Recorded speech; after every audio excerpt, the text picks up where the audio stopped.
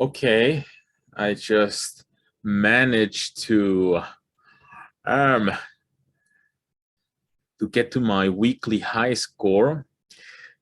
I'm not able to quite beat it, but okay, it's enough. All time 38, this month 38, this week 38.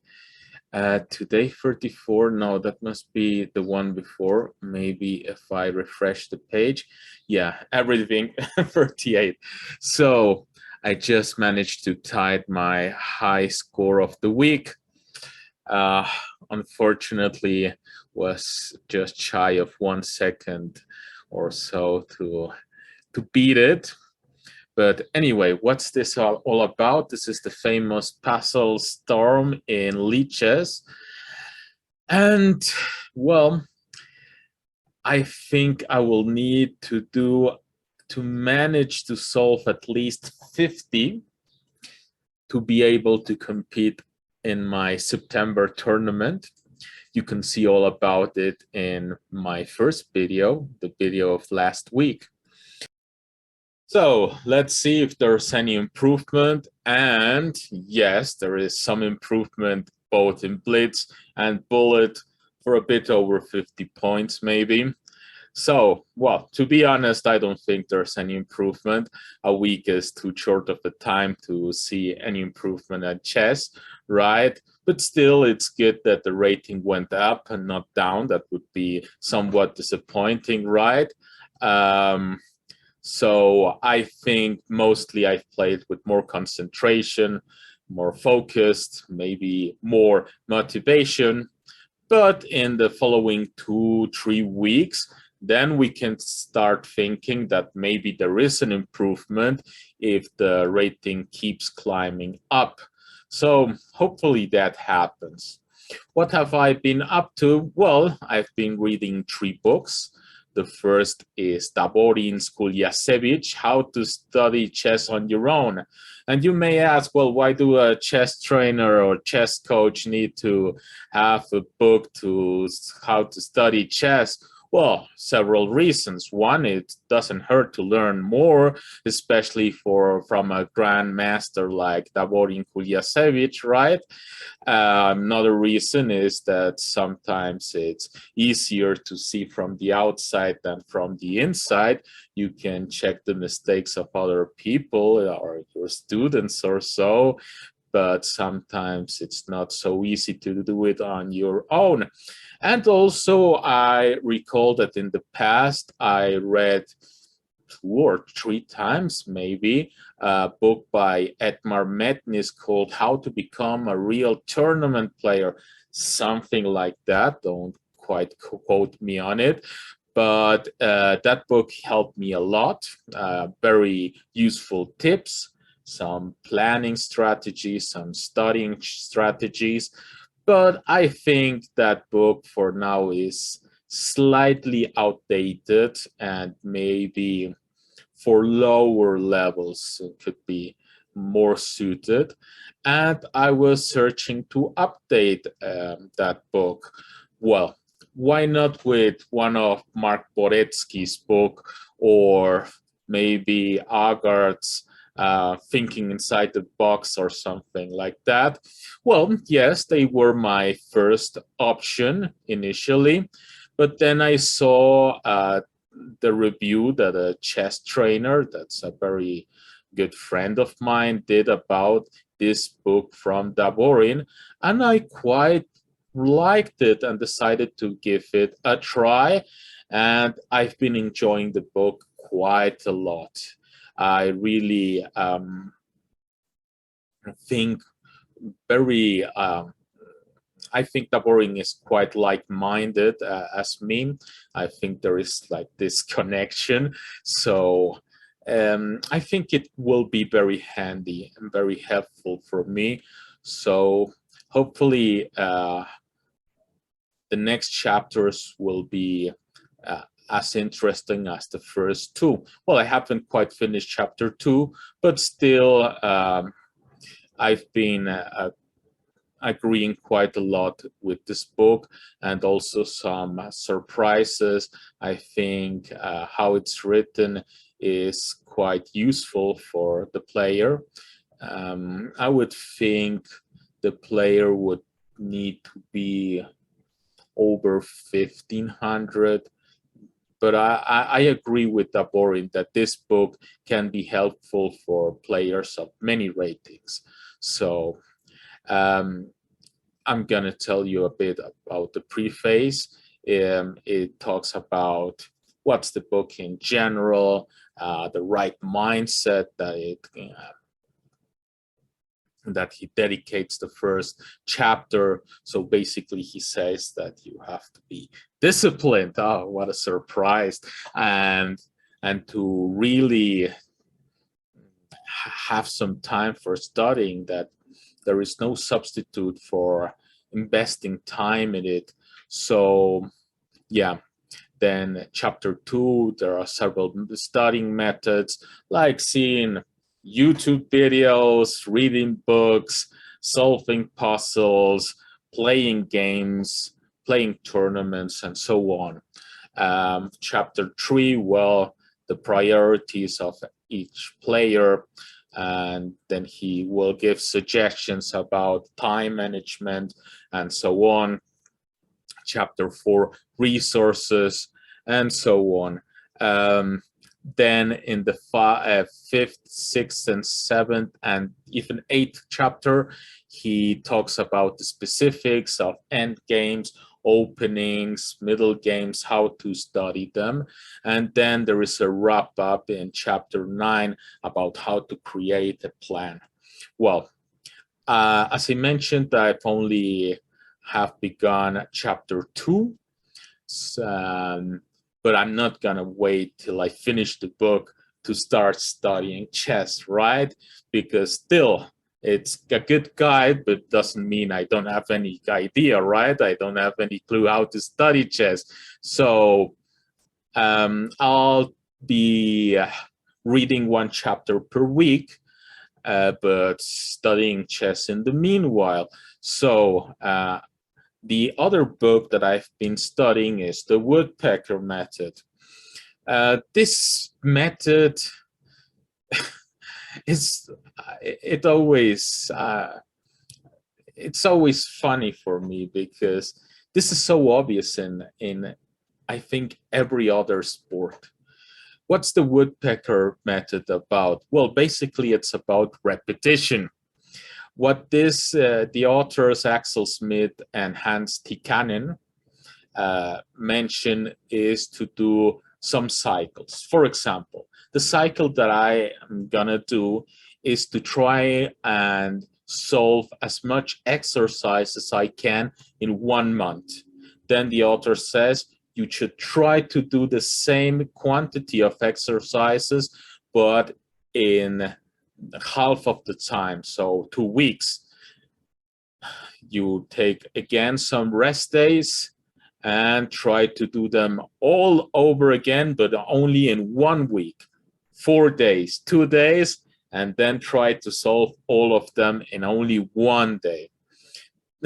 This method can be achieved in several manners. Another one is to say, I'm gonna do the first 200 exercises or whatever, and see how much time it gets. So then you have your rest days, and then you will try to do them again, those 200 exercises in half of the time. So there are many ways that it can be achieved.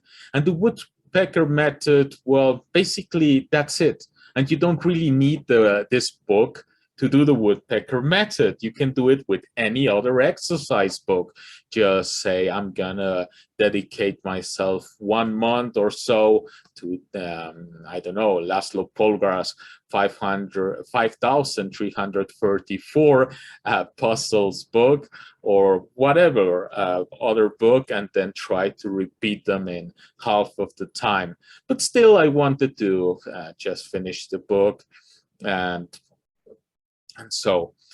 I think this is a mistake that many chess players or chess students do, that they every session want to learn something new, that the book or the coach or the YouTube video or whoever is in front of them illuminates them, like just teaching them a lecture that will make them automatically play better chess. Unfortunately, or may I say fortunately, that doesn't exist. There is no substitute for effort and repetition. If you go to a basketball training session, you won't find your coach teaching you new fancy ways how to throw the ball, right? At least not every session. Mostly in sports, it's about repetition, to refine your technique, to refine your knowledge. So that's basically the book, refining knowledge, repetition, till it's your second nature, right? So I managed to solve in this week the first 120 and did a couple mistakes. Well, actually one mistake and 2 imprecisions. This was the first one. If you want to solve it, just pause the video and so on. So it's white to play and win. And I did the mistake that the book wrote about, that it was knight takes f7, rook takes f7, g6, but the book mentions that after rook takes f5, rook takes f5, rook g7, the g6 pawn falls, because there's also bishop c2, right? And this is most likely a draw because the opposite colored bishops.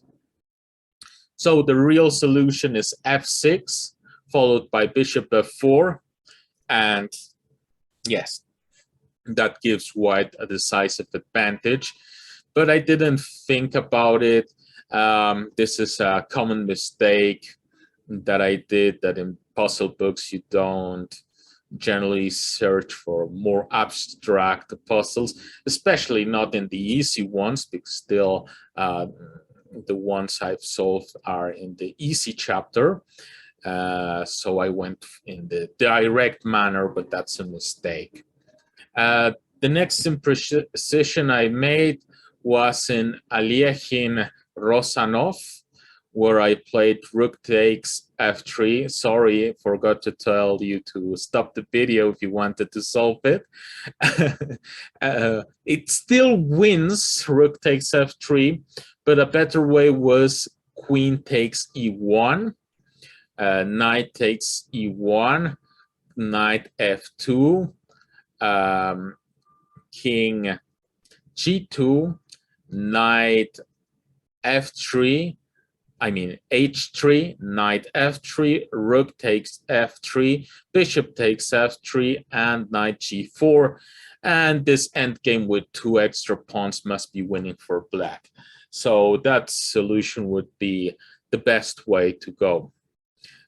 Still, rook f3 is winning, but it would be nice to have found queen takes e1. It's somewhat more elegant, right?